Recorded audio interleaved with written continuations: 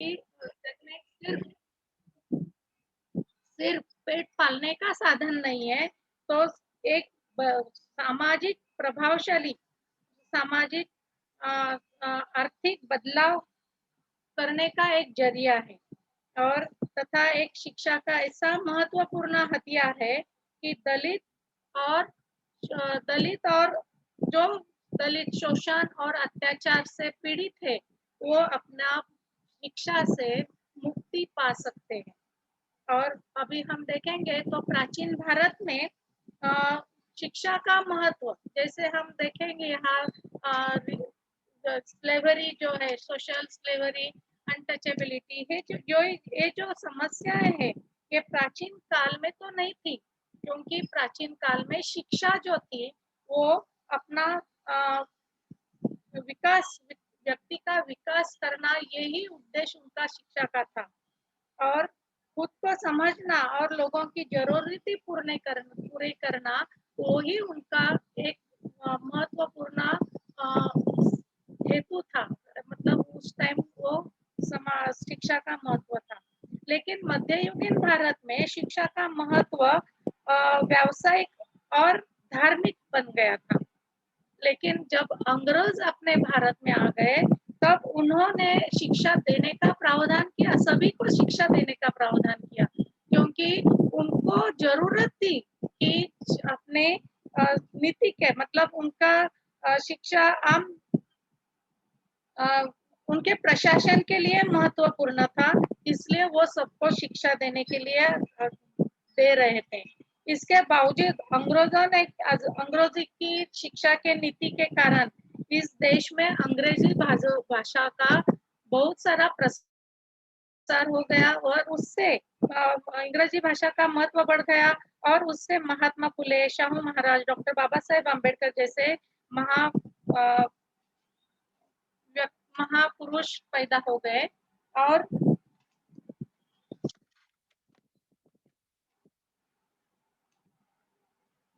उन्होंने अ,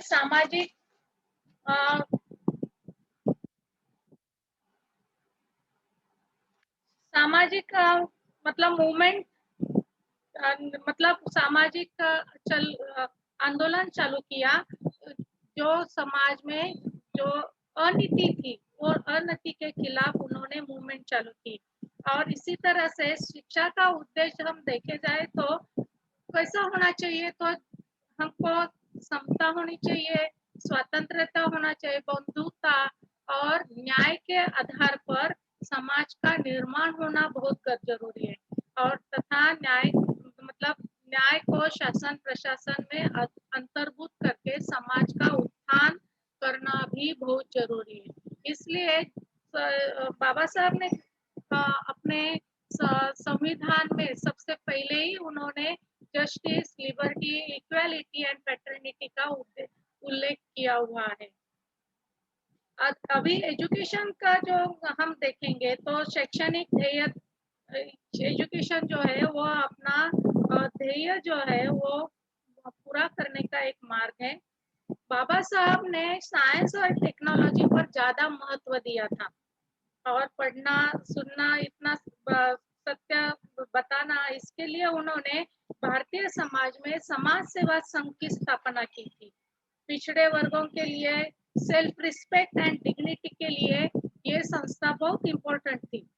और वो जो समाज है वो एक समाज में भारतीय समाज सेवा, ये समाज में समरसता लाना चाहती थी।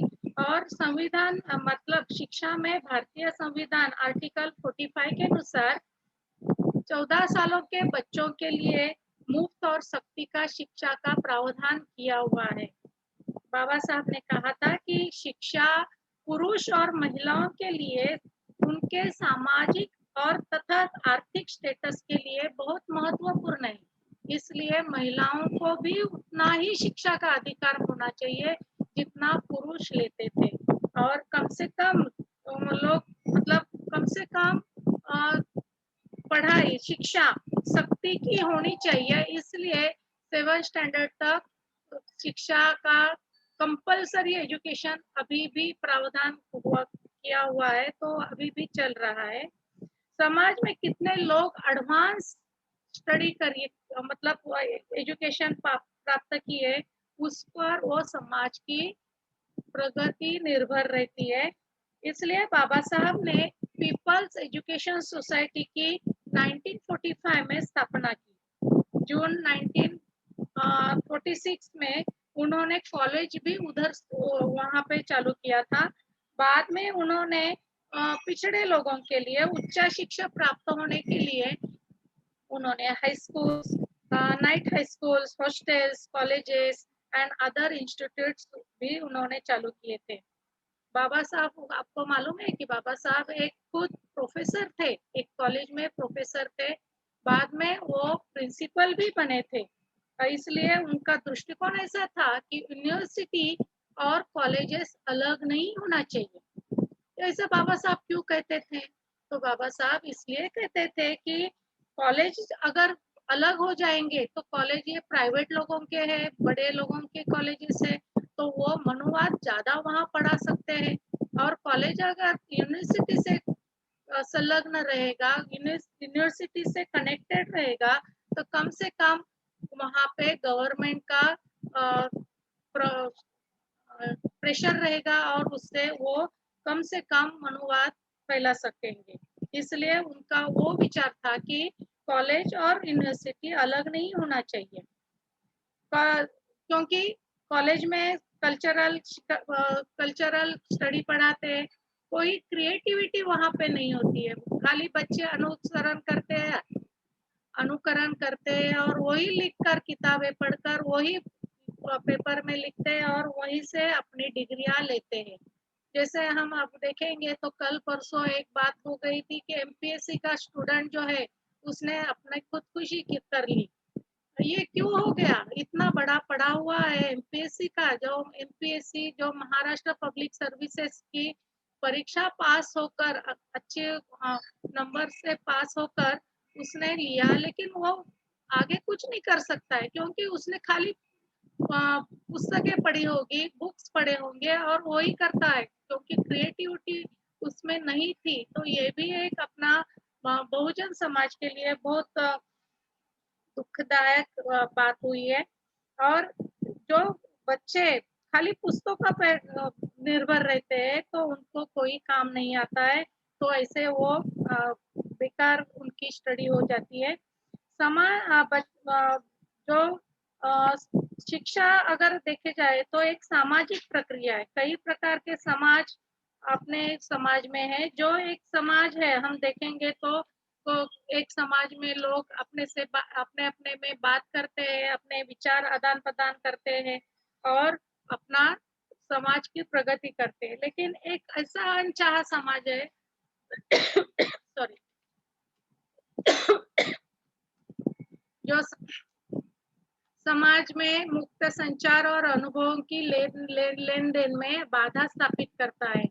और एक समाज जो है वो अपनी सभी सदस्यों की भलाई का प्रावधान करता है और अपने समाज में बातचीत से अपने संस्थानों के लचीले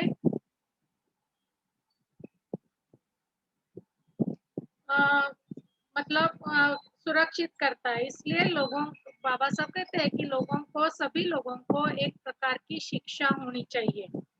अगर हम देखे जाएंगे तो बाबा साहब का शिक्षा के बारे में बहुत प्रगल्भ और आधुनिक विचार थे उनके। वो खुद अपने प्रतिकूल परिस्थिति में पढ़े थे। वो जो पढ़े थे वो बहुत प्रतिकूल परिस्थिति में पढ़े थे, इसलिए उन्होंने एजुकेशन के बारे में वो कहते हैं कि बिना मतलब एजुकेशन के बिना कुछ भी कर नहीं सकते लोग। पिछड़े वर्ग में वे कहते मतलब पिछड़े वर्ग में तथा बहुजनों के लिए जो चिंतन बाबा साहब ने किया था वो बहुजन समाज के लिए एक मसीहा कर सकते हैं हम लोग। तो एजुकेशन के अभाव से व्यक्ति और समाज का बहुत सारा नुकसान हो जाता है। व्यक्ति का शिक्षा के अभाव उसका पूरा समाज में अस्तित्व ही नष्ट हो जाता है। उसकी विचार करने की क्षमता जो रहती है वो पूरी नष्ट हो जाती है। बाबा साहब कहते हैं कि अज्ञान जो निर्माण हो जाता है तो अज्ञान भय और पैदा भय पैदा, अज्ञानता से भय पैदा होता है, भय से अंधविश्वास पैदा होता है, अंधविश्वास से अंधभक्ति पैदा हो जाती है, और अंधभक्ति से आदमी का विवेक शून्य हो जाता है। तो हम लोग देखते हैं कि वो इंसान जो है वो इंसान न रहते हुए गुलाम बन जाता है। तो इसका एक उदाहरण हम देखेंगे कि लोग मंदिरों में जाते हैं, तो ये एक मानसिकता है, जो मानसिकता उनकी बनी है, गुलामी बनी है, जो अज्ञान से बनी हुई है। वो लोग जाते हैं, इतना उनको मारपीट की जाती है, फिर भी वो मंदिरों में ही जाते हैं, क्योंकि उनको लगता है कि भगवान ही मेरा सब कुछ भला कर सके। और इतना ही नहीं, लोग नवरात्र में पाठ पूजा करते हैं, ये गुलामी है। ये जो समाज में अंधविश्वास जो है, भगवान पर जो अंधविश्वास है, वो अंधविश्वास के बल मतलब अंधविश्वास से ही उनपे गुलामी आ जाती है और वो गुलाम बन जाता है। लेकिन बाबा साहब कहते हैं कि एजुकेशन ये जो है वो आदमी को मतलब मानव को भयमुक्त बनाता है। शिक्षा से समाज में एकता रखने की मतलब एकता रखने की हमको शिक्षा मिलती है, अपने अधिकारों का अधिकार मिला, मतलब अधिकार प्राप्त करने की हमको एक शिक्षा मतलब सजगता हो जाती है, और अधिकार प्राप्त करने के लिए प्रोत्साहन भी मिलता है।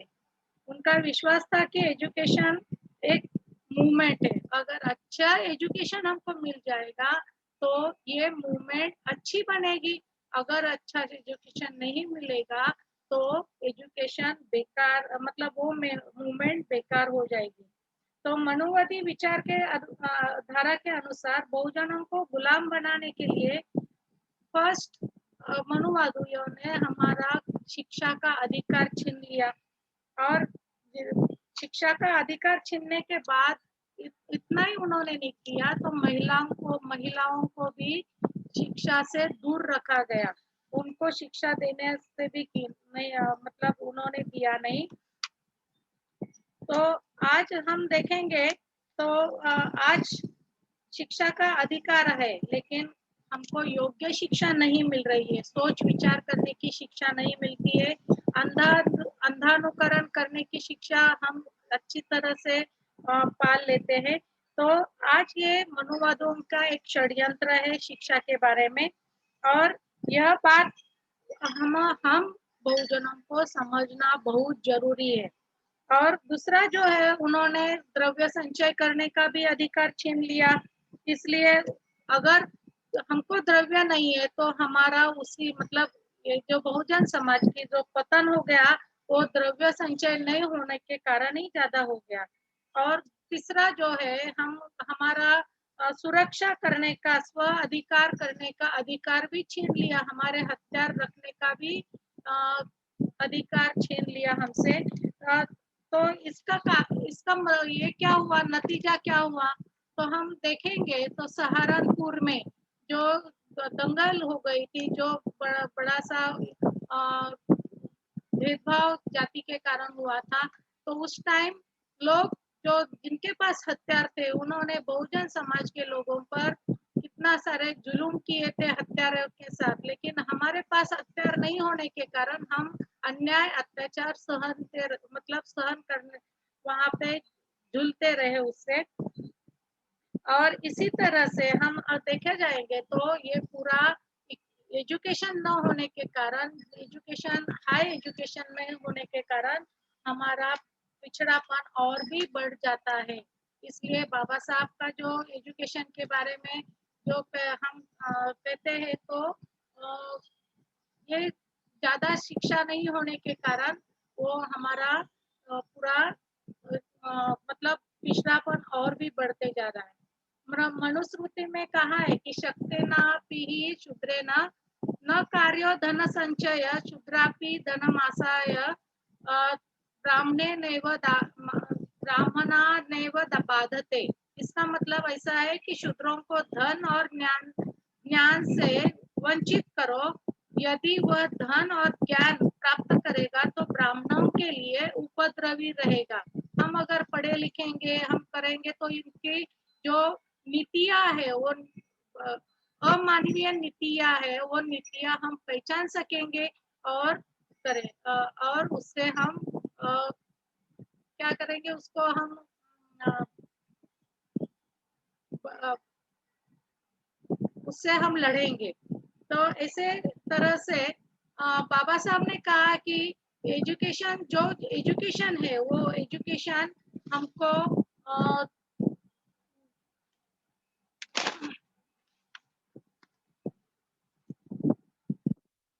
जो शिक्षा हमको सक्षम नहीं बनाती और वो नहीं हमको समानता और नैतिकता पाठ पढ़ाती है, वो शिक्षण कोई भी शिक्षण नहीं है, दूसरा कोई शिक्षण नहीं है।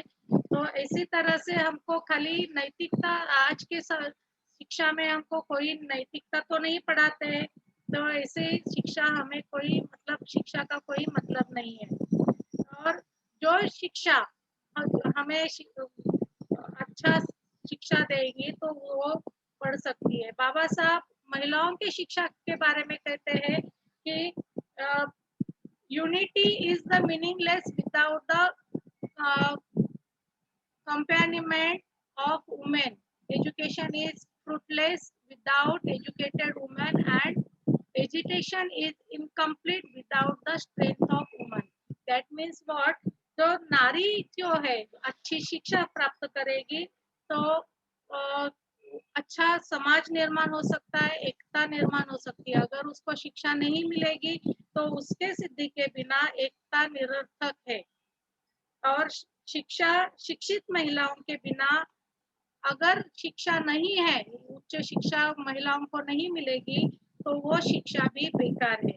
और महिलाओं की जो ताकत है, मतलब शिक्षित महिलाओं की ताकत है, वो ताकत के बिना आंदोलन अधूरा है। तो इसी तरह से बाबा साहब ने दिया है। तो बाबा साहब चाहते हैं कि हमारा जो एजुकेशन जो है वो स्वतंत्रता, समानता और आधारित बंधुता और सच्चे लोकतंत्र की स्थापना के लिए अत्यंत महत्वपूर्ण है। बाबा साहब चाहते थे, सॉरी, बाबा साहब चाहते हैं कि पूरा मतलब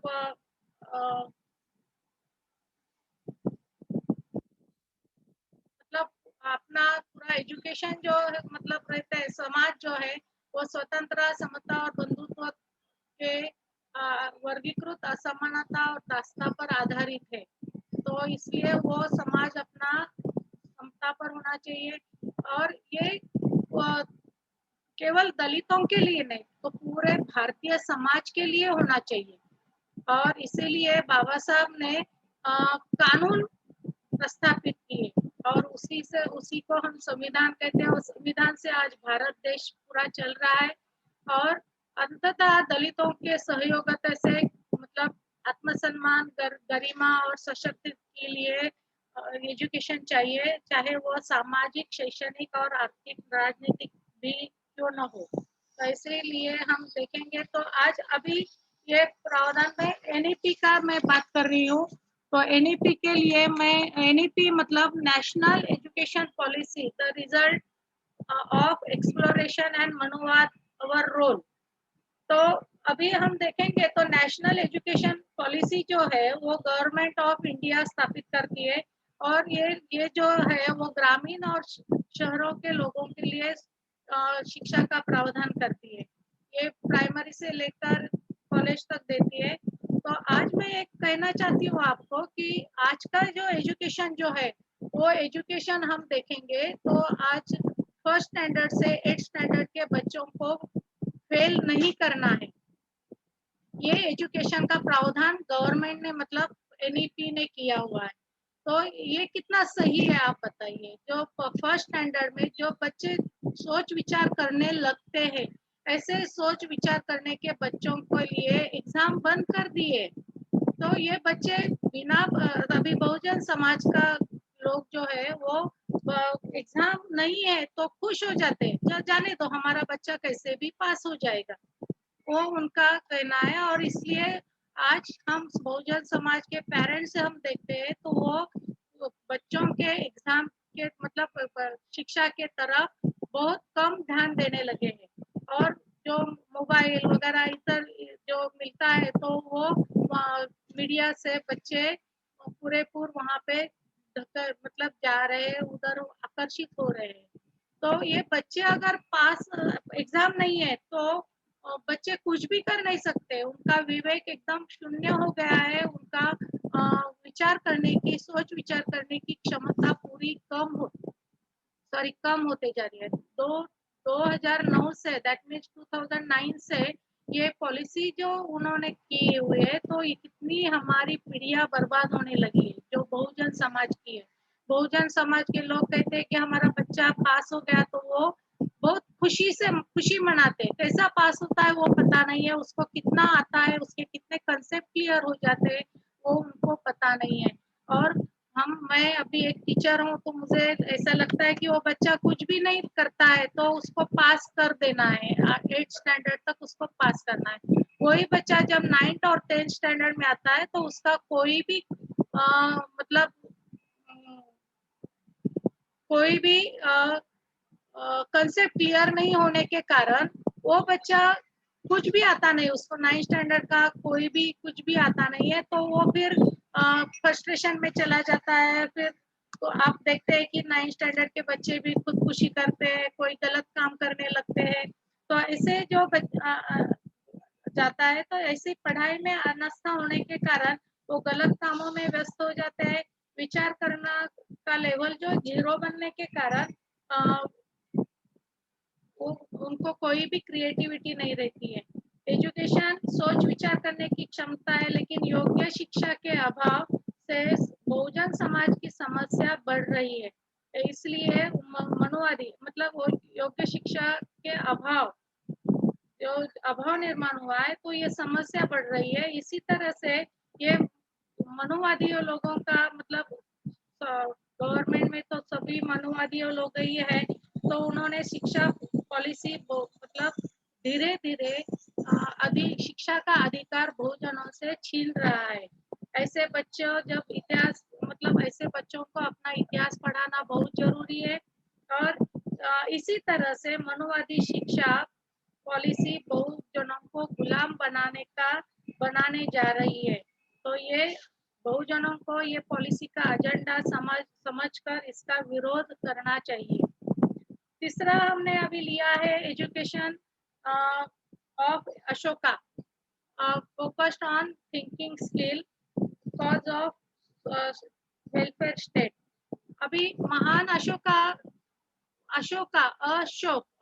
means without sorrow. Ashoka was very great, एक महान शासक थे, राजा थे वो, और महान शक्तिशाली और अर्थशास्त्र दैट मीन्स इकोनॉमिक्स और मैथ्स के वो महान ज्ञानी भी थे। अशोक ने शिक्षा का प्रचार करने के लिए बहुत सारे स्कूल और कॉलेजेस स्थापन की थी। महान अशोक ने प्रेम, सहिष्णुता, सत्य, अहिंसा एवं शाकाहारी के वो समर्थक थे। शांति प्रिय अशोका ने अपनी जनता के लिए सुशासन और सुव्यवस्था के लिए तक्षशिला में शिक्षा का प्रावधान और विस्तार किया था। तक्षशिला जो विद्यापीठ, तक्षशिला विद्यापीठ की स्थापना जी उन्होंने 279 में की थी। इस तरह शिक्षा के लिए गंधार में विद्यापीठ की स्थापना की थी उन्होंने। गंधार जो अभी अफगानिस्तान में है, वहां भी उन्होंने शिक्षा की स्थापना की थी। समाज में सोचने वाला समाज बनाने के लिए उन्होंने अपने शिक्षा में सोच कौशल्य ये विषय कंपलसरी किया था। सोच कौशल्य यानी थिंकिंग स्किल ये उन्होंने अपने शिक्षा में सम्मिलित किया हुआ था। वहाँ पे उन्होंने लोगों को पूरे तरीके साइंस पढ़ाए थे, दैट मीन्स पूरा धर्मशास्त्र, गणित, अर्थशास्त्र ये सभी उन्होंने उनको पढ़ाया था। और वो कहते हैं कि जो कुछ भी मैं लोगों के लिए लोगों के जीवन में प्रगति और समृद्धि ला सकता हूँ वह मूलतः लोगों को सोच विचार करने वाला बना ला सकता हूँ। देश की सबसे बड़ी समस्या यही है कि यहाँ पर शिक्षा में एवं कामकाज में सोच विचार करना नहीं सिखाया जा रहा है, बल्कि अंध अनुकरण एवं अंध थिंकिंग स्किल देखिए जो उन्होंने अपने इसमें जो एजुकेशन किया था तो अ, अन्वेषिक विद्या का प्रावधान किया था अशोक ने। तो उन्होंने सोच विचार करने के लिए उन्होंने वो एजुकेशन सबको कंपलसरी किया हुआ था और ये सिस्टम उन्होंने की थी और सबको फ्री और कंपलसरी दैट मीन्स फ्री और मुफ्त का शिक्षण उन्होंने सबको दिया था। और ये जो शिक्षण थे ये जो आज आज हम देखेंगे तो अ, शिक्षा का शिक्षा ऐसी दे नहीं जाती, सोच कौशल्य की शिक्षा नहीं मिल रही है क्यों पर शिक्षा में अ, अंध अनुकरण अंध अनुसरण को बाध्य किया गया है और यही शिक्षा का आज रोग मतलब एक रोग निर्माण हुआ है शिक्षा का। यही भारत का पिछड़ेपन और बहुसंख्यक जनता के लिए विकास और समृद्धि में रुकावट बना हुआ है क्योंकि सोच विचार कौशल्य में प्रवीण व्यक्ति और नागरिक खुद अपना रास्ता ढूंढने में कामयाब हो सकता है। जैसे एमपीएससी का ये स्टूडेंट ने आज मतलब 2 दिन के पहले उन्होंने जो खुदकुशी की है तो उसने ये सोच विचार नहीं किया था, सोच विचार करने वाली शिक्षा ही उसको नहीं मिली थी इसलिए उसने ये कदम उठाया था। तो भारत में प्रत्येक नागरिक और विचार विद्यार्थियों को सोच विचार कौशल्य सिखाना बहुत जरूरी है। उसने जीवन कौशल्य और समृद्धि के लिए ये उनके लिए बहुत महत्वपूर्ण है। और यह कथन जो है वो मनुवादी कहते हैं हमको कि ये हमारे देश में ये मतलब ऐसा ये कहना है कि सोच विचार करने की क्या जरूरत है। मतलब अशोका की सोच विचार करने की अन्वेषिकी और भावशुद्धि को सिखाने की जरूरत नहीं है क्योंकि जन्म से ही विचार कौशल्य आते हैं। भगवान हमको दे देते हैं जन्म से जाति बन जा मतलब जाति जन्म से मिलती है वैसे ही हमको ज्ञान भी जन्म से मिलता है, ऐसी मनुवादी विचारधारणा है। और वो विचारधारा और प्रबल करने जा प्रबल हमको करती है। तो ऐसे ये मनुवादी विचारधारा और व्यवस्था अ, अ, की नींव इस सिद्धांत पर आधारित बनी हुई है और आज भी वो टिकी हुई है।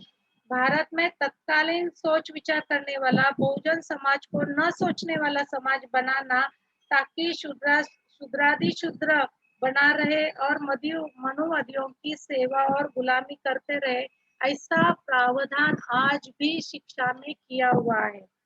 और इसका प्रभाव महान सम्राट अशोका शासन समृद्ध और उनका शासन जो था वो समृद्ध और गौरवपूर्ण था। इस शासन का पतन हम देखा जाए तो एक रहस्य है। और आज हम ऐसा रहस्य है ऐसा पतन क्यों हो गया तो ये शिलालेख दिए हुए हैं। ये शिलालेख से पता चलता है कि उनका गौरव उनका जो शासन था वो कितना गौरवपूर्ण था।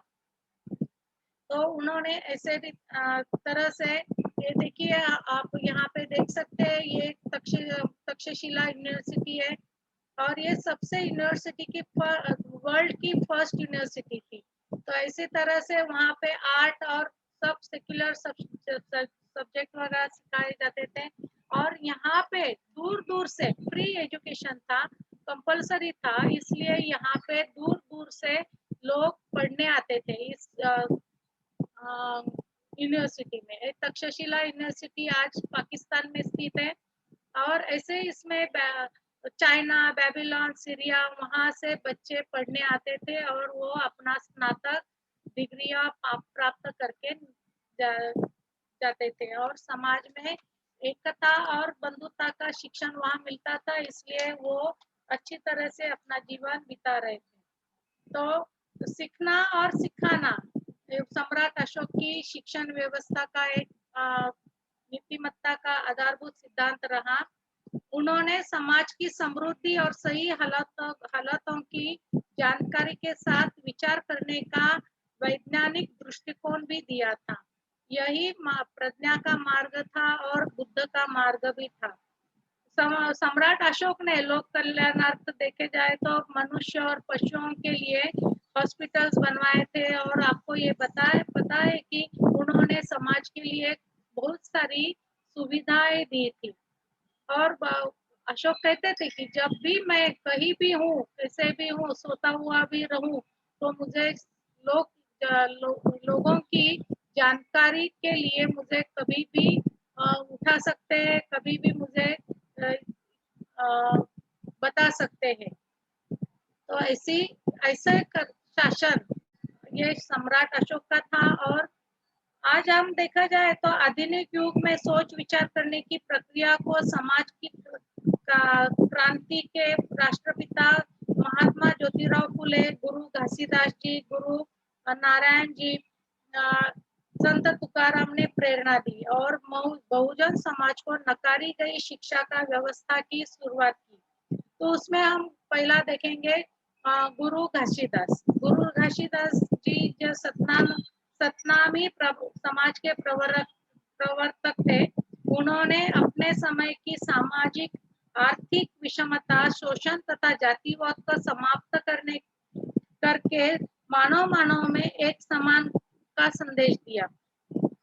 इनसे समाज के लोग बहुत प्रभावित रहे। गुरु घासीदास बाबाजी ने समाज में व्याप्त जातिगत विषमता को नकारा।